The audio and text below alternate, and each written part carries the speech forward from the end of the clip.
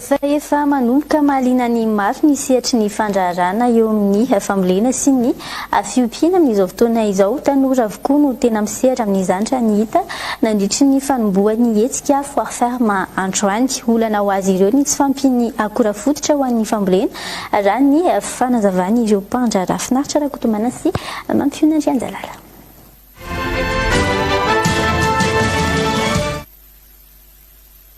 Azo lazaina ho mihamahazovana ny fandraharana amin'ny sehatry ny fambolena sy ny fiompiana amin'izao raha somary takon'izany teo aloha hoy ireo mpandrahara.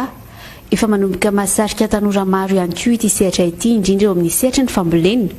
Ho an'ireto tanora mpandrahara vao misandratra reto, ny fitadiavana ny ankora fototra ny mbola tela olana amin'ity sehatra ity.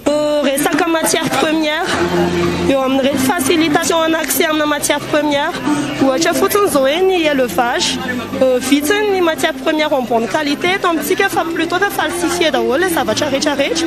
Dia eo zany hoe tokony hoe misy norme mipetraka mihitsiny hoe ahoana ohatra ny procurena katsaka, satria ohatra zao hoe raha ny resaka katsaka manokana ny akamitina be le koa le katsaka ny accès am'le katsaka koa nefa tsy hoe isa-taona ianao andeha hanao accès ana katsaka, vitsiny ny mpandrahara hoe afaka manao stockage am'le katsaka. Dia eo amin'izay le hoe ahoana ny facilitation ho an'ny tantsaha mpamokatra, ho an'ny tanora mpamokatra amina resaka hoe matière première zay zany no tena hoe mila jerevana manokana.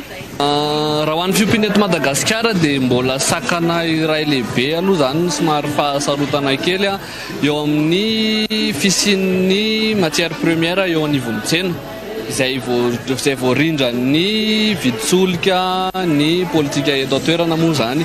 Dia somary manahirana kely zahay ho anay mpiompy satria tsy tomombana ny vidin'ny zavatra rehetra fa miovaova maraina sy hariva, atoandro sy alina dia miova foana. Izay ny tena anisan'ny olana raha hitanay aloha zany hatreto.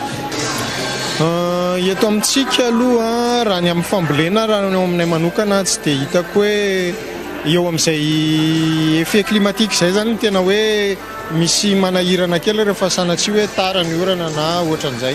Fa sinon iny amin'ny lafina qualité na production rehefa miproduire tsara, rehefa arahana tsara fotsiny ny apportny, rehefa ampy tsara ny apportny dia tsisy tokony olana mipetraka fa mety hoe ny souci kely, mety hoe mpamokatra kafe hafa mamotsika le historique le kafe amin'ny fanafangaroana na ohatran'izay.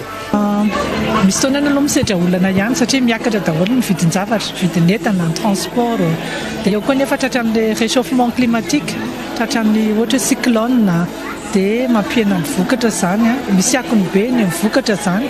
Dia amin'izao fotoana izao koa ny fiakaran'ny solika sy ny fiakaran'ny matière première maro isan-karazany dia misy akony koa amin'ny vidiny zareo ireo.